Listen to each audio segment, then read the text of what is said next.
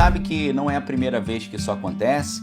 Existem vários outros fatos estranhos que trazem também grandes perguntas, como por exemplo, quem não se lembra daqueles eventos dos aviões, dois aviões diferentes de uma empresa aérea da Malásia? Vocês lembram dessa história, né? Essa história aí também deu o que falar. Por quê? Em 2014, no mesmo ano, duas aeronaves de uma empresa aérea da Malásia vieram abaixo. Quer dizer, a primeira a gente nem sabe, a segunda nós sabemos.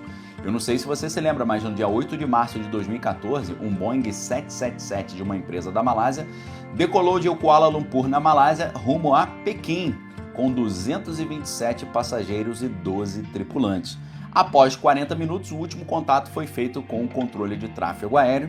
Neste exato momento aconteceu algo estranhíssimo, porque o transponder foi desligado e o avião desviou da sua rota original, voando por horas durante o Oceano Índico. Apesar de buscas extensas, apenas 27 peças foram encontradas, como flaperon nas Ilhas Reunião, e o local desse suposto impacto nunca foi confirmado. A teoria oficial é que a aeronave acabou vindo abaixo no sul do Oceano Índico após acabar o seu combustível. E a investigação mostrou que houve um desvio proposital da parte do piloto, mas não identificou uma causa definitiva.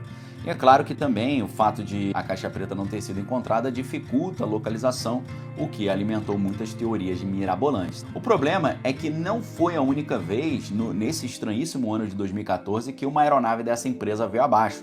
Logo depois, no dia 17 de julho de 2014, também um Boeing 777 da mesma empresa decolou de Amsterdã, na Holanda, rumo a Kuala Lumpur, na Malásia, com 283 passageiros e 15 tripulantes. E aí, a aeronave estava sobrevoando o leste lá de Kiev, uma zona de encrenca que já estava em encrenca nessa época, e aí a aeronave simplesmente foi atingida por um projétil do tipo Buk, que foi lançado do território controlado por aqueles que estavam querendo se separar, tá? Infelizmente, todas as pessoas que estavam ali acabaram perdendo as suas vidas. Uma investigação internacional, que eles chamam de JIT, que é Joint Investigation Team, concluiu que esse projétil veio de uma unidade bélica de Moscou. Mas é claro que Moscou negou esse envolvimento, ok? Então, é muito estranho o fato de ambas as aeronaves pertencerem à mesma empresa da Malásia, e as duas aeronaves eram Boeing 777. Então, meus amigos, essa foi uma história muito estranha que também levantou muitas especulações, tá? Primeira situação, primeira explicação, dizem que o piloto decidiu, infelizmente, tirar a sua própria vida e levar todo mundo junto. O piloto de 53 anos, ele desviou intencionalmente a aeronave para fazer uma espécie de protesto político e teria retirado a sua própria vida. Evidências citadas incluem um simulador de voo na casa dele que tinha uma rota semelhante a essa que ele fez nesse dia, e o fato do avião ter feito manobras complexas, sugerindo um controle humano. Controle humano seria o inverso de a aeronave ter sido hackeada. E aí você pergunta assim, peraí, Daniel, seria possível um cara assumir o controle remoto de uma aeronave? Seria possível? Meus amigos, a gente tem matérias muito interessantes da revista Wired Magazine perguntando se passageiros poderiam assumir o controle de uma aeronave. Eu vou colocar aqui um link de uma matéria para vocês da Wired Magazine, que é uma das revistas de ciência e tecnologia mais importantes e respeitadas do mundo. Tá o link da matéria para você, quem não é Kruger vai salvar. E nessa matéria a gente vai ver que especialistas insistem que o FBI alega que o ativista digital Chris Roberts fez em um voo não é possível, analisando o porquê e o que ainda é desconhecido. Então, nessa matéria, eles vão tentar dizer que isso pode acontecer. Tem uma outra matéria também da revista Wired Magazine, também no ano de 2015. Vejam só que essas questões da empresa aérea da Malásia acontecem em 2014. Em 2015, a Wired Magazine faz uma série de matérias sobre esse assunto.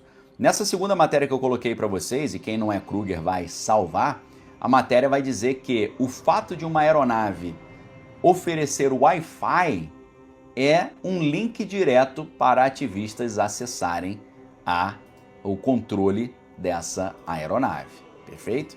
Então, dentro de uma pergunta, é possível ativistas digitais assumirem o controle de uma aeronave? Alguns dizem que sim. É lógico que o FBI vai falar que não, acho que não, para a galera não ficar com medo, né? Mas aviões com Wi-Fi no voo, segundo essa matéria, eles ficam vulneráveis a invasores por parte como passageiros. Então, o Government Accountability Office dos Estados Unidos escreveu esses perigos num relatório para a administração da aviação federal.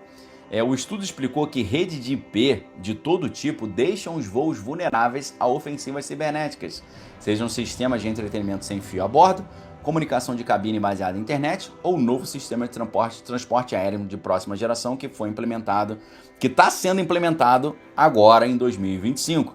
Segundo os especialistas, ou melhor, segundo o relatório da Agência Nacional de Aviação dos Estados Unidos, as redes de IP podem permitir que um ativista digital obtenha acesso remoto aos sistemas aviônicos e os comprometa. Então, meus amigos, é possível, especialistas dizem que é possível alguém assumir o controle de uma aeronave. O relatório da Agência Nacional de Aviação diz que a primeira porta de acesso que um ativista poderia conseguir através do Wi-Fi de uma aeronave é um acesso aos sistemas aviônicos por passageiros que utilizam Wi-Fi a bordo.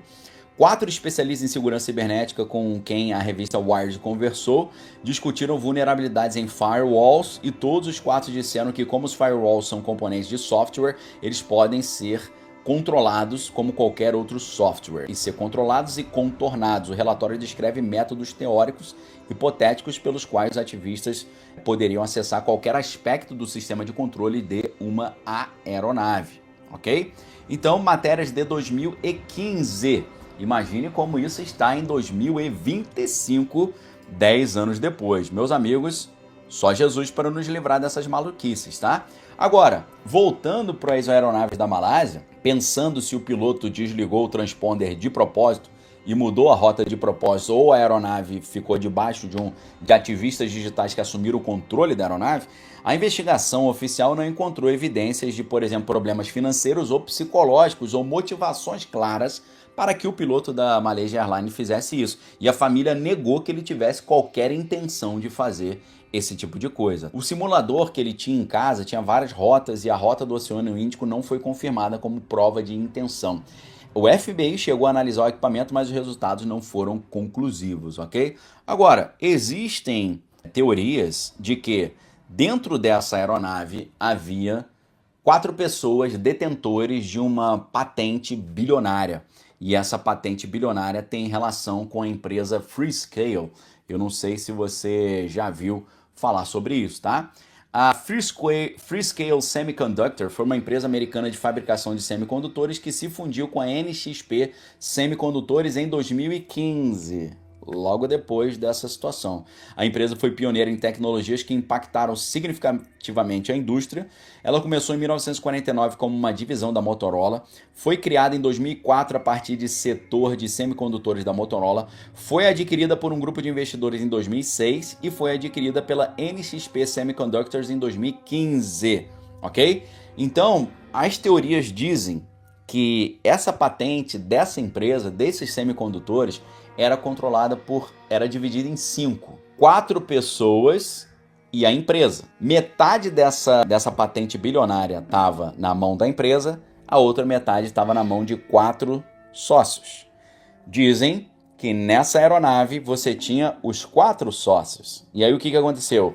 Os 4 sócios vindo a óbito deixou 100%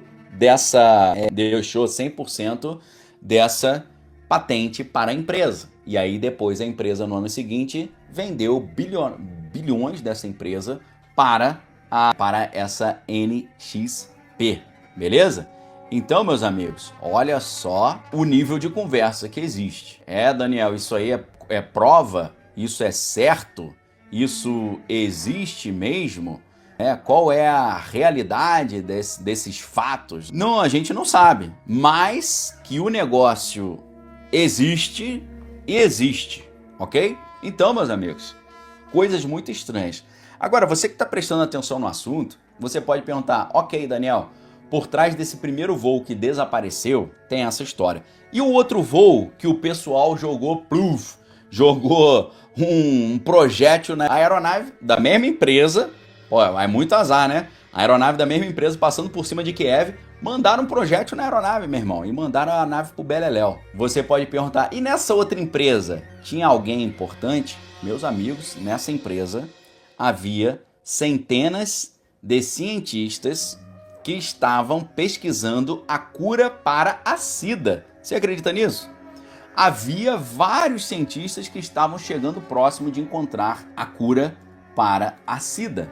E aí, quando essa aeronave veio abaixo, os especialistas disseram que as pesquisas para encontrar uma cura para a SIDA, elas podem atrasar em até 100 anos, porque os maiores especialistas do mundo, eles simplesmente vieram pro beleléu, tá? A gente tinha mais de 100 cientistas especializados na cura da SIDA que estavam nessa aeronave e alguns especialistas dizem que a cura para essa enfermidade poderia estar a bordo da aeronave. Dizem, né, que eles estavam indo para a 20ª Conferência Internacional sobre a SIDA, que é aquela enfermidade, que contaria com a participação dos pesquisadores que estavam no avião. E o pessoal falou, com a queda dessa galera, com a eliminação dessas pessoas, provavelmente a gente vai ter um atraso de 100 anos na solução dessa enfermidade, ok? Então assim, levaram a aeronave pro beleléu por causa disso? Não sei.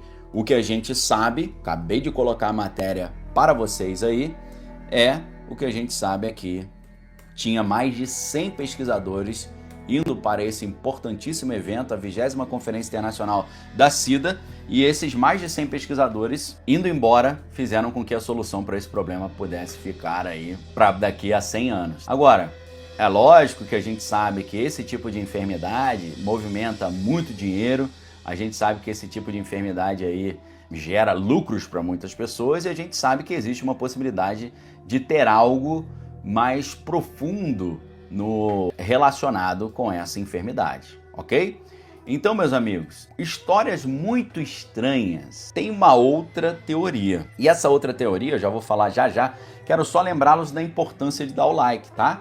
Mais da metade das pessoas que estão assistindo não deram o like ainda, então acelera no like. Lembrando que o like aqui no YouTube é um dedinho embaixo do vídeo, dedinho esse que você pode acessar só olhando aí no bate-papo. Se você não está vendo o dedinho do like, fecha o bate-papo e clica no dedinho do like para que a gente possa dar o like e garantir a palhinha da arca daqui a pouco. E além disso, quando você dá o like, a plataforma entende que você está gostando do conteúdo e continua recomendando para você, beleza? O Sterlix está falando, ó, vamos dar o like maroto aí, like marotinho, isso aí, vamos dar o like. Obrigado do caminho, toda a galera aí que está incentivando a dar o like, agradeço imensamente aí pela colaboração. Você sabe que rede social é interação, é colaboração, a galera, é uma mão lava a outra, então é isso aí, tá? Agora, então, enquanto você acelera no like aí, pra gente daqui a pouco fazer a nossa meta de like, você sabia que existe uma outra teoria dizendo que um drone ou um objeto não identificado teria colidido com essa aeronave? Algumas teorias nas redes sociais dizem que o helicóptero pode ter colidido com um drone ou outro objeto, causando uma perda de controle. Isso ganhou força porque o espaço aéreo ali em Manhattan é muito movimentado e drones são cada vez mais comuns, ok? Obviamente, a FAA está investigando a possibilidade de colisão com pássaro ou com drone, mas por enquanto não tem confirmação. O tráfego aéreo é muito intenso, tem muitos helicópteros turísticos ali, aviões e drones operando na mesma área e isso aumenta um perigo de problema. Vídeos mostram ali a aeronave se despedaçando, mas não há registros claros de um objeto externo no momento dessa queda. Agora a pergunta que fica é, um drone seria capaz de criar um dano assim? Eu preciso lembrar a vocês que houve aparições misteriosas de drones um tempo atrás, no início do ano, em New Jersey. Você deve lembrar muito bem disso. Lembra quando todo mundo estava achando que estava acontecendo uma invasão alienígena e estava um monte de drone lá em New Jersey, Nova Jersey? Nova Jersey é do lado ali de Nova York. É só você atravessar a ponte, você já está em Nova Jersey. Você está em Long Island ali, você está bem pertinho. Então, será que tem uma relação com drones? E para isso, meus amigos, eu gostaria de lembrar vocês de um fato estranhíssimo que aconteceu no Brasil, inclusive um fato estranhíssimo que chegou até a aparecer no Fantástico. Esse link, meus amigos, não vai falar de drone, vai falar de objeto não identificado. Essa história é simplesmente doida, tá? Um objeto não identificado derrubou um avião da Esquadrilha da Fumaça no litoral de São Paulo. Isso aconteceu em 1996 e ainda contou com a triste situação da peça da aeronave, da asa que caiu em cima de uma pessoa e eliminou um banhista. A gente está falando de um fato estranhíssimo que aconteceu no dia 16 de novembro de 1966.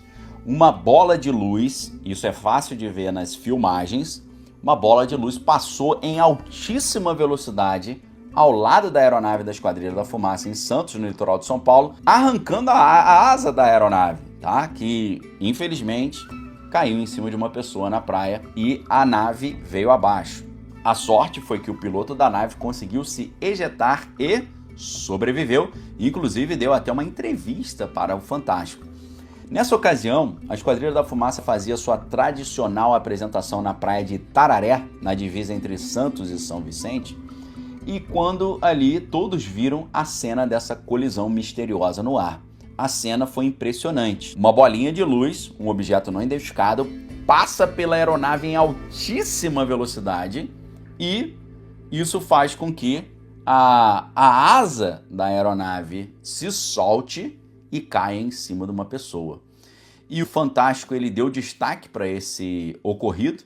A gente tem até o vídeo, né? Você pode acessar esse vídeo aí na internet. Vou colocar um link aqui para vocês com esse vídeo, ok? Mais uma vez, quem não é Kruger vai acessar.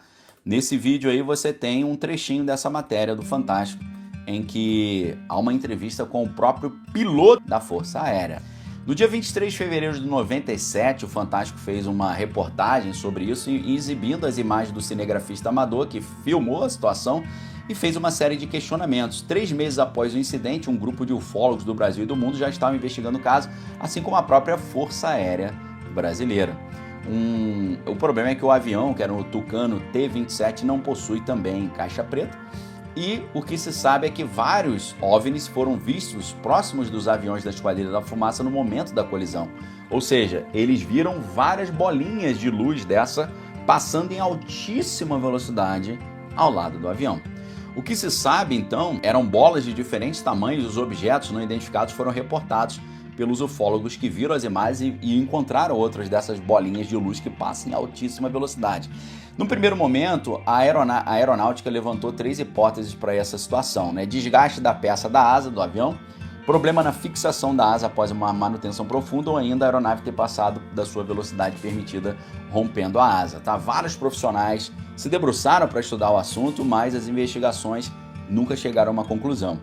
Obviamente, os ufólogos falaram que se trata de um objeto de outro planeta, enquanto a autoridade não fala abertamente sobre o caso, né? Faltando documentos oficiais que digam sim ou não.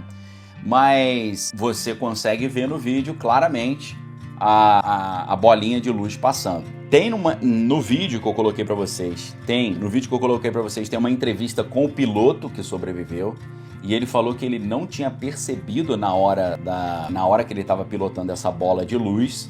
E você consegue ver ali que depois que ele vê a imagem, o pessoal do Fantástico colocou a imagem dessa bola de luz passando pela aeronave. Quando ele viu a imagem, o piloto achou aquilo muitíssimo estranho e ele falou: eu não sei como explicar isso, porque segundo ele, os aviões da Esquadrilha da Fumaça eles são muito revisados, eles são muito cuidados, eles fazem uma rigorosa análise da manutenção desses aviões, porque eles precisam garantir que ele está em perfeitas condições para exatamente evitar esse tipo de problema. Então, meus amigos, é óbvio, né? Eu não vou dizer para vocês que um drone, que um OVNI derrubou esse helicóptero lá em Nova York, mas pode ter sido um drone, porque hoje vocês sabem que tem drones aí, meus amigos, que desafiam a imaginação humana. Inclusive, Recentemente eu filmei um drone lá em Niterói, no Rio de Janeiro, que realmente eu nunca vi um drone daquele jeito, tá? Era um drone enorme, gigantesco, e ele tinha uma iluminação muito estranha. Ele tinha uma cor que era meio amarelada no centro e vermelha em volta. Me parece, eu já mostrei esse vídeo para algumas pessoas e algumas pessoas falaram: olha, Daniel, isso com certeza é um drone, porque tem drones que ficam iluminados assim. Mas não é que o drone tinha uma luz que ele emitia, o drone inteiro era iluminado. É como se a estrutura do drone brilhasse. Eu nunca vi isso. É como se o drone fosse todo de neon. Não é que o drone tinha uma luz vermelha, ele era uma luz vermelha. E você vê, quando eu aproximo na filmagem, você vê que o drone, ele tinha uma estrutura meio estranha, assim, parecia tipo um caranguejo. Pode ter sido um drone, mas de forma intencional. Então, o que a gente tem de vídeo é a aeronave se despedaçando em pleno ar. A maioria dos relatos está apontando para uma possível falha mecânica, mas a investigação está ainda em andamento. Quadrilha da Fumaça prepara um próximo show. 10º com o Tucano P-27. Sábado, Santos, litoral de São Paulo. Às 5 da tarde, o esquadrão de demonstração aérea se exibe para a multidão na praia.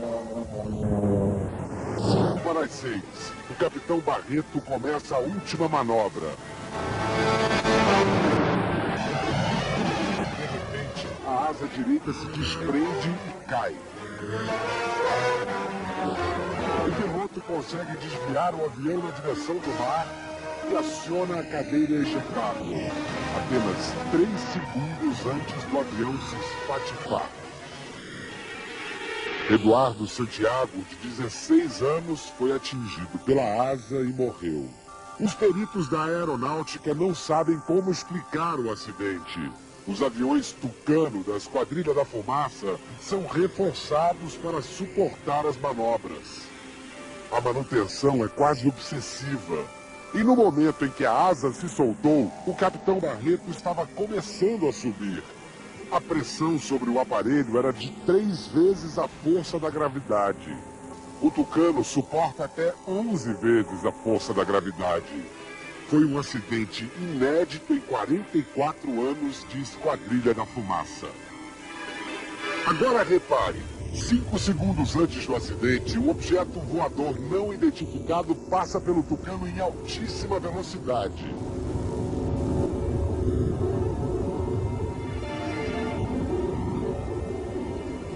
Será que esse estranho objeto tem algo a ver com o acidente? O capitão Barreto está hoje na base aérea de Fortaleza. A convite do Fantástico, ele assistiu às imagens em que aparece o suposto OVNI. Durante o voo, realmente não observei isso aí. Mas ouviu o que se diz, né? É um mistério, eu realmente não consigo explicar. A velocidade que ele passa é uma velocidade muito alta. E interessante também o tamanho dele, é um tamanho pequeno, né? Em relação ao todo da aeronave que a gente pode observar, o comprimento da aeronave são 10 metros o comprimento. Um objeto, ele, se comparado ao tamanho da aeronave, é bastante pequeno mesmo. O capitão Barreto diz que em 17 anos de carreira nunca tinha visto nada parecido com isso. É realmente um mistério, né? Vai ser estudado também, quem sabe. O ufólogo cearense Reginaldo de Ataíde, que há 36 anos